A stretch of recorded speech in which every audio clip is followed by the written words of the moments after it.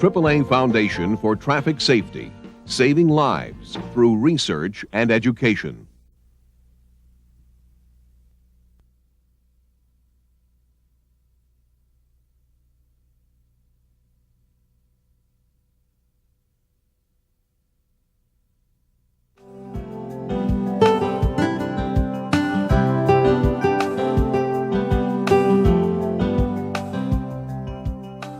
Kids will be kids.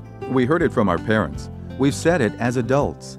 And in this well-worn phrase is an understanding that children are different, physically and psychologically.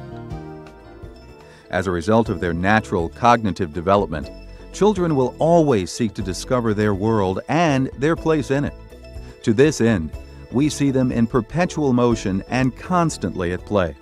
And we understand, having been kids, that this is part of the process of growing up.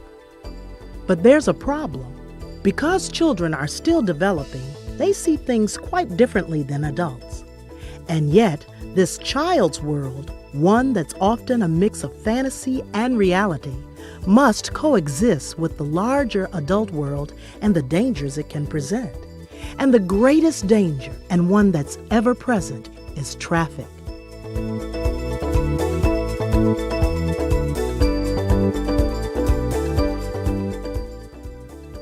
We adults may forget just how complicated the world of traffic can be. It's a never-ending flow of information governed by signs, symbols, rules, and regulations. And the overall complexity has increased over the years, along with the increased flow of traffic. As adults, we make sense of it all and minimize our risk thanks to years of accumulated knowledge and experience. But children, of course, don't have this advantage. And a simple traffic-related message that's clear to adults might not be so clear to children. For example, when kids are shown traffic signs, they sometimes misinterpret their meanings. Even older kids thought they could cross at this advanced school crossing sign because the sign shows kids crossing here instead of at the crosswalk up ahead. A reasonable deduction, but dangerous, and a clear indication that children see and understand traffic differently from adults. Perhaps even more dangerous, younger kids, despite our warnings, may literally see vehicles as creatures with eyes and a mouth. These creatures may even seem to be looking at them, and because of this, they may find vehicles less threatening than they should. Obviously, all children need to learn how traffic can represent a danger to them and what they should and shouldn't do. And as adults, parents, and educators, we have an obligation to help protect children by instructing them in safe behavior and by modeling that behavior ourselves. But we also need to remember that children will always behave differently and in many cases unpredictably, despite our educational efforts. So, as adults and drivers, we need to look anew at what we can do to reduce the danger to children. We need to look at the world of traffic through their eyes and learn more about their limitations and motivations if we're to make children safer in traffic.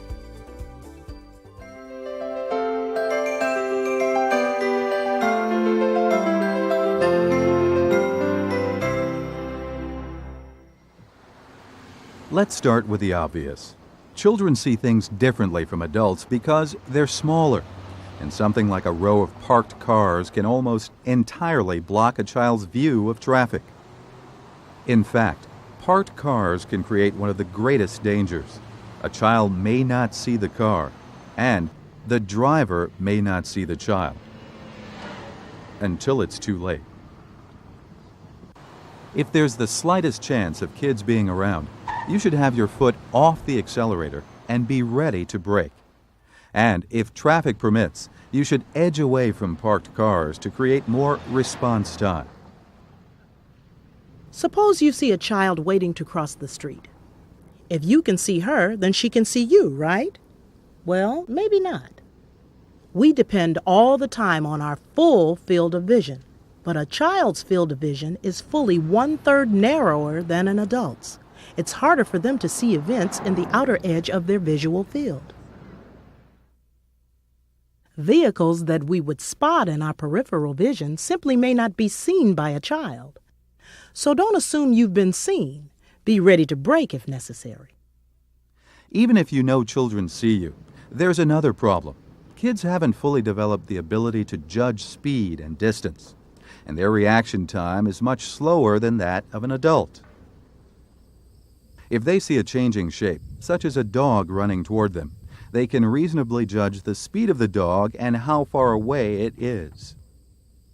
But a car doesn't change shape, and small children can't see the difference between a standing and a moving car.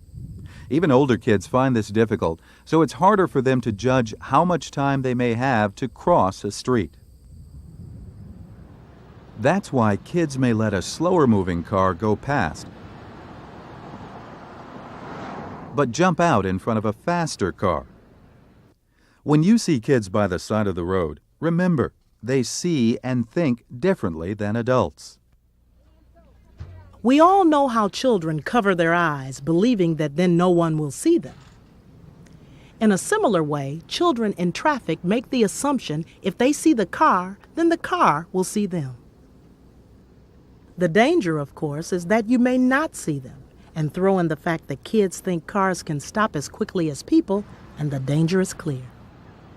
So again, be prepared for the unexpected.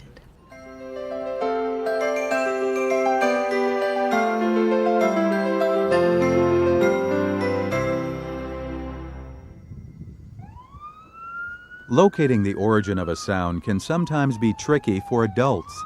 For children, it's even harder. Their hearing is acute, but they will often look several times in the wrong direction while trying to find where a sound is coming from. As a driver, that means kids may not respond quickly to your horn. You must be prepared for a delayed response and be ready to brake quickly.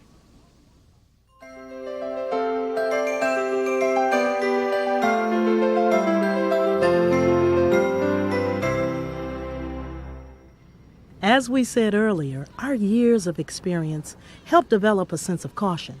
We learn to anticipate problems, such as when we drive defensively. Kids, however, are short on experience. And when it comes to complex traffic movements, they may make decisions without seeing the possible dangers. At this crosswalk, the car in the right lane is stopping. As adults, we would want to see that all traffic is stopping before we proceed. But the child may just assume the motorcycle in the left lane sees him and will stop. As drivers, you need to be especially alert at intersections. Kids may not understand the level of caution needed. Also, anytime you see a vehicle stopped in an adjoining lane, that's a signal for you to proceed with great care.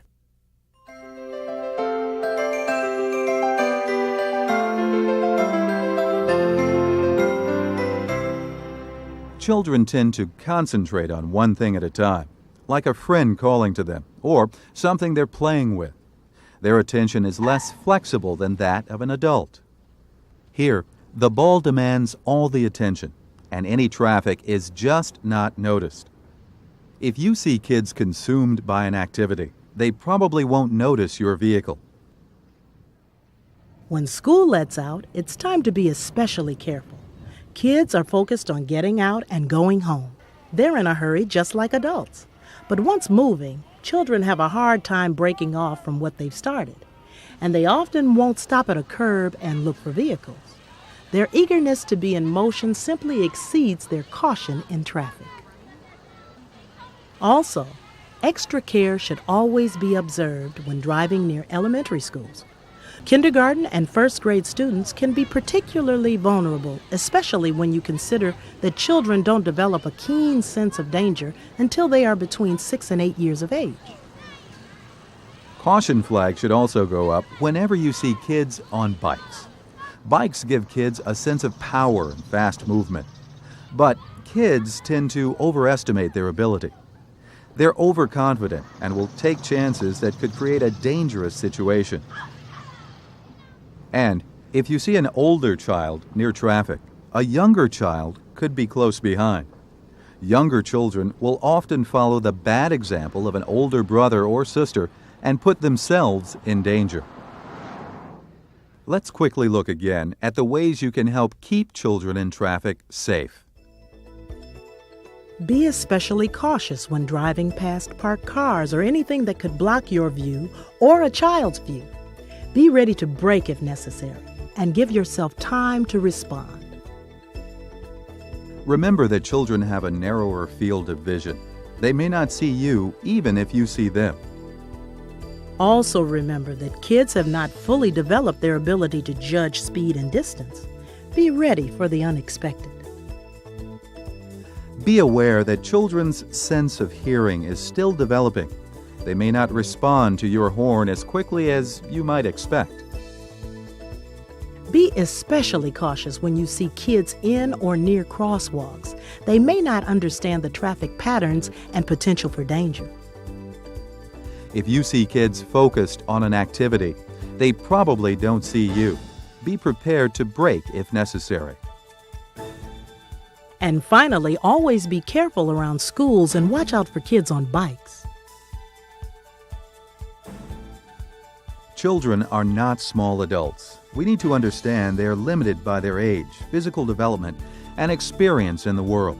Above all, they just haven't developed the sense of danger that adults possess. And when it comes to the world of traffic, it's difficult for them to understand the meanings and the need for the myriad of rules and regulations. If we are parents, we can help teach them safe practices.